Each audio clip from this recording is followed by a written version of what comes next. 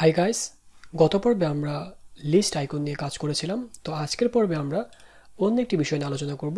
তো চলুন আমরা শুরু করে দেই। তো প্রথমে আমরা যেটা করব, অ্যাড ব্লকে ক্লিক করব। এরপরে আমরা আসবো আলটিমেট অ্যাড অন ব্লকস। তারপরে স্ক্রল করে নিচে আসলে দেখবেন যে কি বাদ রয়েছে। তো আমাদের খেয়াল করুন, টেস্টিমোনিয়ালস বাদ হয়ে গেছে, এগুলো হয়ে গেছে। আমাদের বাদ আছে price list, content, timeline, post timelines, এখন বেশ কয়েকটি বাকি রয়েছে। তো আমরা প্রাইস লিস্টে ক্লিক করি। করার পরে প্রাইস লিস্ট দেখুন যে প্রাইস লিস্ট আসলে মূলত কেন ইউজ করে এবং কোথায় ইউজ করা হয়। আপনারা যখন দেখবেন যে বিভিন্ন রেস্টুরেন্টে মূলত প্রাইস লিস্টটা ব্যবহার করা হয়, এটা আমরা এলিমেন্টরেও শিখেছি এবং এলিমেন্টর প্রোতেও আপনাদেরকে এগুলো দেখানো হবে। তো যে কোনো কিছু ভালো করে শিখলে, যে কোনো একটা পেজ বিল্ডার ভালো করে শিখলে আপনারা বাকি যতগুলি পেজ বিল্ডার রয়েছে সবগুলি নিয়ে কাজ করতে পারবেন। শুধু জাস্ট আপনাদেরকে কোথায় কি অপরচুনিটি রয়েছে, কি করা যায়, কি করা যায় না, এগুলি জানতে হবে। তো এখন দেখুন মেনু আইটেম। তো ক্লিক করার সাথে সাথে আমরা যদি এখানে মেনু আইটেম চলে আসছে, মেনু আইটেম 1, ডেসক্রিপশনস, প্রাইস চলে আসছে খুব সুন্দরভাবে। তো আমি এখানে কোনো চেঞ্জ করব না, এখানে আমি ডিরেক্টলি রিলোড দিলাম। রিলোড দেওয়ার পরে দেখুন এরকম শো করছে। তো আমি চাচ্ছি এটাকে একটু সুন্দরভাবে শো করাতে, সেজন্য আমি একটি অ্যাডভান্স কলাম নিব। যেই কলামের ভিতরে আমি কলাম নিব একটা, দেন এই মেনু আইটেমগুলিকে ড্র্যাগ করে এর মধ্যে নিয়ে আসব। দেন এটাকে আপডেট দিব যাতে করে আমি আবার একটা স্পেস দিতে পারি, পাশাপাশি আমি কিছু স্টাইল করতে পারি। আমি 120x120 দিয়ে দিলাম, দেন আপডেট। দেখুন এটা কেমন দেখায়। দেখুন আমাদের মেনু আইটেমটা খুব সুন্দরভাবে শো করছে। তো এখন আমরা চাইলে এই মেনু আইটেমের যে কী অপশন রয়েছে সেগুলি আমরা দেখব এক এক করে। তো চলুন শুরু করা যাক। প্রথমে আছে জেনারেল, এর মধ্যে দেখুন নাম্বার অফ আইটেম 4। এখানে আপনি চাইলে নাম্বার অফ আইটেম যদি 6 করে দেন, দেখুন 6 হয়ে গিয়েছে। কলামস, আপনি চাইলে এখানে 1 কলাম দিতে পারেন, চাইলে 2 কলাম দিতে পারেন, চাইলে 3 কলাম দিতে পারেন। এটা পুরোপুরি আপনার উপরে ডিপেন্ড করবে।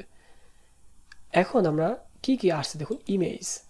চাইলে আপনি রেস্টুরেন্টের যে আইটেমের ইমেজ রয়েছে সেই ইমেজগুলো দিতে পারেন। তো আমি এখানে যে ইমেজগুলি রয়েছে, আচ্ছা এই লম্বা লম্বা ইমেজগুলি দরকার নেই, আমি এটা দিয়ে দিই। আর কলামটা আমি দিয়ে দেই 2। ইমেজটা আসলে দিলে ভালো দেখায় না, তো ইমেজটা থাক। ইমেজ তারপরে অপশানটা আপনি দেখে রাখলেন যে ইমেজ দিলে কেমন দেখায়, বাট এখানে ইমেজটা খুব একটা গ্রহণযোগ্যতা পায় না। খাবারের মেনুতে ইমেজগুলো খুব একটা ব্যবহার করা হয় না। তারপরেও যদি আপনার ক্লায়েন্ট আপনাকে বলে রেস্টুরেন্টের জন্য একটা ওয়েবসাইট বানিয়ে দাও, তাহলে আপনাকে যদি বলে যে আমার মেনু আইটেমের মেনু রিলেটেড ইমেজগুলি দিতে হবে, সেক্ষেত্রে আপনি দিতে পারেন। তো সেপারেটর আছে কি দেখুন, ডট, ড্যাশ, অর্থাৎ যেগুলো আমরা সচরাচর ইউজ করে থাকি। যদি আমরা সলিড দিই, সলিড, তো সলিড থাকে এখানে। তারপরে আছে দেখুন টাইপোগ্রাফি, অর্থাৎ টাইপোগ্রাফির মধ্যে কন্টেন্ট, তারপরে এগুলো অপশানগুলো রয়েছে। তো দেখুন টাইপোগ্রাফি H1, আমরা H2 দিলে কি হয় দেখুন, বা H3 দিলে। তবে কন্টেন্ট টাইপোগ্রাফি, প্রাইস টাইপোগ্রাফি, আমরা চাইলে প্রাইস টাইপোগ্রাফিতে এসে প্রাইসটাকে একটু বাড়িয়ে দিতে পারি সাইজ, আমরা ধরুন এখানে 9।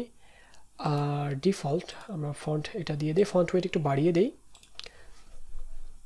এবং আমরা যেটা করব, কালারে চলে আসব আর উপরে এগুলো অফ করে দেই, অর্থাৎ হাইড করে দেই। আমরা কালারে আসলাম, আসার পরে টাইটেল কালার আমরা চেঞ্জ করব না, আমরা জাস্ট প্রাইস কালারটি রেড দিয়ে দেব।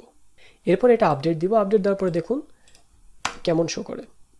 অর্থাৎ দেখুন খুব পারফেক্টলি আমরা যেভাবে চেয়েছি, যেভাবে করতে চেয়েছি ঠিক সেভাবে কিন্তু শো করছে। তো এখন আরেকটা বিষয় রয়েছে এখানে, সেটা হচ্ছে স্পেসিং। এই স্পেসিংটা আমাদের খুবই প্রয়োজন। কলাম গ্যাপ 10 পিক্সেল আমি যদি একটু বাড়িয়ে না দেই, দেখুন আমি যদি দিয়ে দেই যে 30 পিক্সেল, দেন আপডেট, তাহলে খেয়াল করুন 30 পিক্সেল বেড়েছে এবং ডানে বামেও বেড়ে গিয়েছে, অর্থাৎ কমে আসছে। তো আমি এখানে 10 আছে, 10 দিয়ে দিই। দেওয়ার পরে আমরা আইটেম প্যাডিং যদি একটু বাড়িয়ে দিই, দেখুন কি হয়, শুধুমাত্র প্যাডিং হচ্ছে। তো এটাই আমরা কাজ করতে পারি, এটাতেই আমরা বাড়িয়ে দিতে পারি, দিয়ে আপডেট। তো আরও অনেক অপশান রয়েছে এখানে। আপনি চাইলে যদি না হয় মন মতো, তাহলে আপনি রো গ্যাপ বা টাইটেল বটম মার্জিন কিংবা অ্যাডভান্স নিয়ে আপনি এখান থেকে কাস্টম ক্লাস দিয়ে আরও স্টাইল করতে পারেন। তো এই যতটুকু হয়েছে এতটুকুই কিন্তু এনাফ। তো আমরা যদি চাই এটাকে আর একটু সুন্দর করতে, তাহলে আমরা সেকশনে চলে আসলাম, আসার পর একটা ব্যাকগ্রাউন্ড ইমেজ দিতে পারি। ধরুন ইমেজ, সিলেক্ট ইমেজ, সবাই টেবিলে বসে খাচ্ছে, এরকম একটা ইমেজ দিয়ে দিলাম।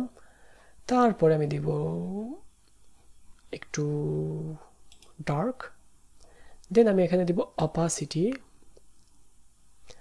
আর কালারে আসবো। এখানে মেনুর কালারে এসে আমি দিব যে টাইটেল কালার হোয়াইট,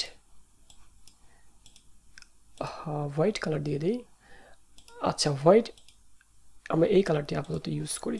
তো দেখুন যে আমরা কি করেছি এখানে সিম্পলি আমরা একটা এরিয়া নিয়েছি, সেখানে কিছু মেনু আইটেম নিয়েছি। আপনারা চাইলে সুন্দর একটা হেডিং দিতে পারেন, চাইলে সুন্দর একটা লেখা দিতে পারেন।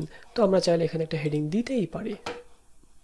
চলুন একটা হেডিং দিয়েই দেখি কেমন লাগে। সিম্পল একটা হেডিং দিয়ে দিলাম যে দিস ইজ স্যাম্পল হেডিং। তো হেডিংটি দেখা যাচ্ছে না আসলে, তো আমরা চাইলে হেডিংয়ের কালারটা হোয়াইট করে এটাকে সেন্টার করে দিতে পারি। এটা কিন্তু সিম্পল হেডিং, এটা কিন্তু অ্যাডভান্স হেডিং না। তো সিম্পল হেডিং এটা আমরা ইউজ করেছি। আমরা এটাকে অনেক স্টাইল করতে পারবো, প্রয়োজন মতো এটাকে সাজানো গোছানো এগুলো করতে পারবো।